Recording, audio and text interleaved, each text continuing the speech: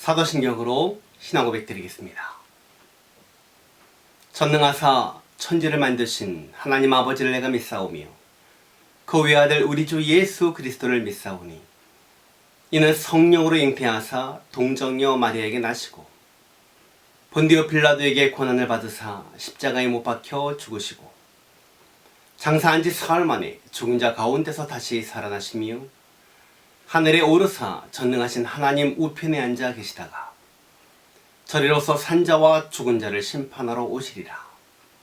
성령을 믿사오며 거룩한 공회와 성도가 서로 교통하는 것과 죄를 사하여 주시는 것과 몸이 다시 사는 것과 영원히 사는 것을 믿사옵나이다. 아멘. 찬송가 420장입니다.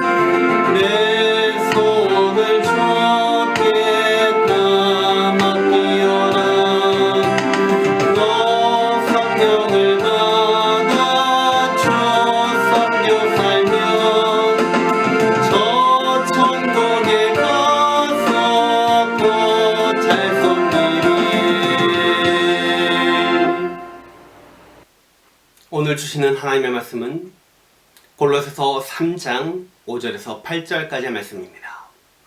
제가 봉독해 올리겠습니다. 그러므로 땅에 있는 지체를 죽이라. 곧 음란과 부정과 사욕과 악한 정욕과 탐심이니 탐심은 우상 숭배니라. 이것들로 말미암아 하나님의 진노가 임하느니라.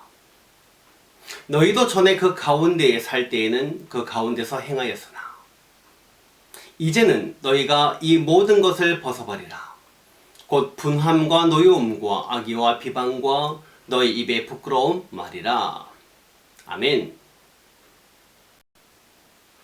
할렐루야. 거룩한 주일날 주 앞에 나와 예배하는 여러분에게 하나님의 사랑과 은혜가 넘쳐나시기를 주님의 이름으로 축원을 드립니다.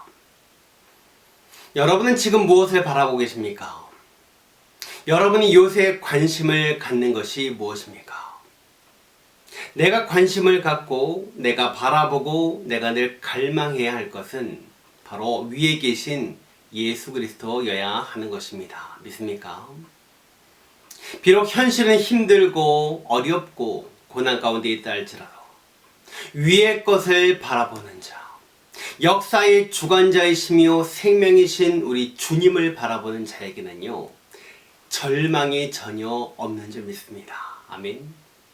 그러면 우리는 왜 위를 바라봐야 할까요?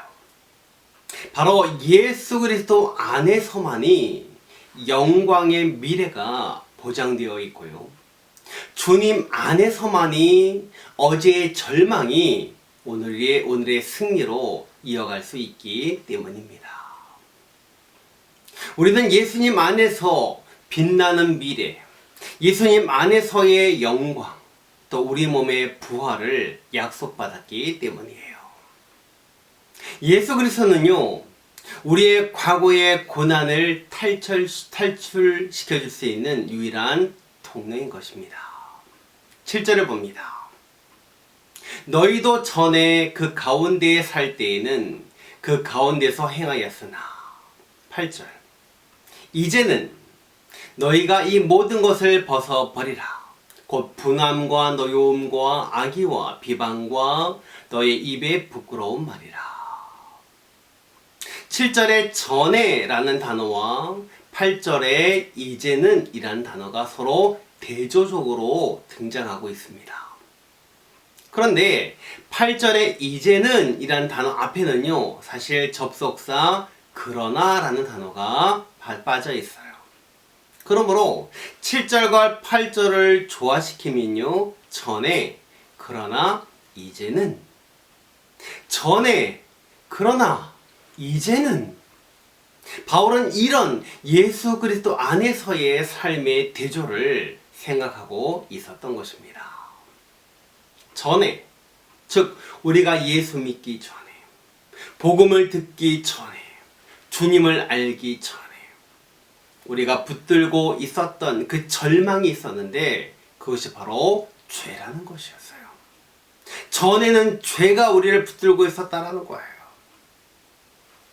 죄가 우리를 지옥으로, 영원한 사망으로 끌고 가고 있었다라는 것입니다. 바울은요, 오늘 본문에서 죄에 대하여 두 가지로 구분짓고 있습니다. 바로 마음으로 짓는 죄와 입술로 짓는 죄라는 거예요. 그리고 죄마다 5가지의 지명을 열거합니다. 마음으로 짓는 죄가 뭡니까? 5절입니다. 그러므로 땅에 있는 지체를 죽이라. 곧 음란과 부정과 사욕과 악한 정욕과 탐심이니 탐심은 우상 숭배니라. 이게 다 마음으로 짓는 죄들이거든요. 그런데 이런 것들 가운데에 죄악의 가장 기본이 무엇이냐? 바로 탐심이라는 겁니다. 즉 욕심. 이에 대해서 야고보서 1장 15절에 이렇게 말합니다.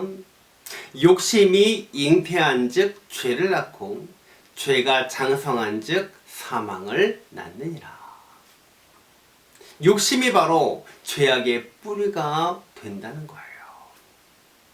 이성에 대한 탐심, 명예에 대한 탐심, 물질에 대한 탐심.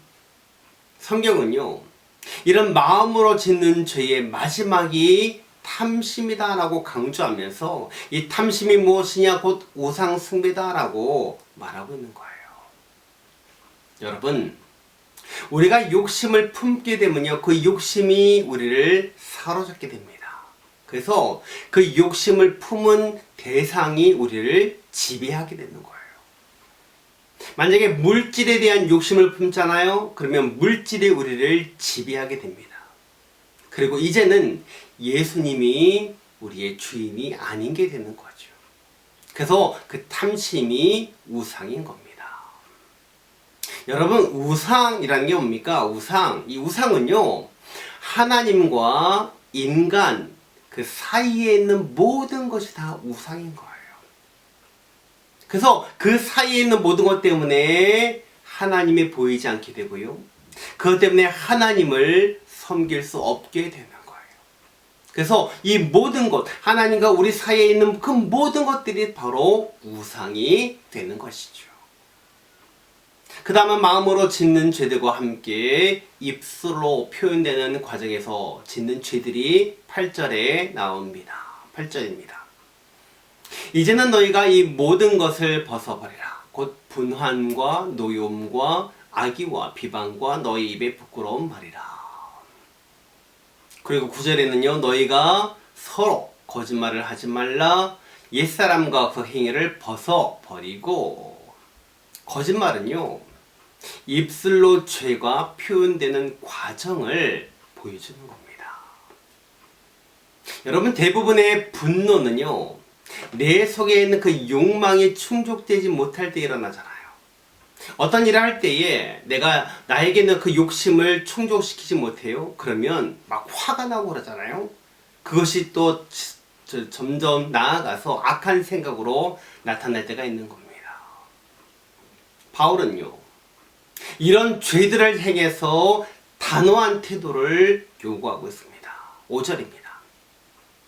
그러므로 땅에 있는 지체를 죽이라. 이 죽이라고 말합니다. 이 죽이라는 말은요, 내 육체를 해하라는 말이 아닙니다. 바로 예수 그리스도 안에서 너는 죽으라는 거예요. 여러분, 시체가 분노하는 거 봤습니까? 시체는 아무것도 못합니다. 즉 내가 죄를 짓는 일에 죽은 자로 간주하라는 겁니다. 누구 안에서? 예수 그리스도 안에서. 그 다음에 8절을 보면 벗어버리라 이렇게 단어가 얘기합니다. 명령적으로 강조하고 있어요. 벗어버리라. 완전 칼로 자르듯이 죄에 대해서 단호하게 대처하라는 것입니다. 그리고 이러한 단어들은요, 어떤 일시적인 행동이나 결단을 말하는 것이 아니라 지속적으로 계속해서 하라는 것입니다. 즉 계속해서 벗어버리고 계속해서 죽이라 이렇게 말하는 겁니다. 이처럼 우리가 단호한 결단을 낼 때에는 우리는 조금씩 옛사람은 완전히 벗어버리게 되고 우리의 성화의 모습으로 변화되고 성장하게 되는 줄 믿습니다. 아멘. 말씀을 드립니다. 이제 우리는요, 예수 그리스도를 말미암아 죄사함을 받았어요. 그리고 예수 그리스도 안에서 새로운 생명을 얻었어요. 예수 그리스도 안에서 영광스러운 미래를 약속받은 겁니다. 그러므로 이제 우리는요, 주님이 기뻐하시지 않는 이런 죄들, 이런 습관들을 죽이고 완전히 벗어버리고 살아야 하는 겁니다. 이것이 바로 나를 살리시고 나에게 구원을 주신 우리 주님을 기쁘시게 하는 것입니다. 사랑하는 성도님들, 이런 은총을 입은 자로서 죄의 모든 것을 다 죽이고 벗어버려서 날마다 성화되는 모습으로 자라나는 모든 성도님들이 다 되시기를 주님의 이름으로 축원을 드립니다. 기도하겠습니다. 지금은 우리 구주 예수 그리스도의 은혜와 하나님 아버지의 극진하신 사랑하심과 성령의 충만하신 은혜가 죄의 모든 것을 죽이고 벗어버려 주님이 원하시는 성화의 모습으로 자라나 기쁨의 삶을 살기를 소원하는 사랑하는 모든 성도들 머리 위에 지금부터 영원토록 함께 있을지어다. 아멘.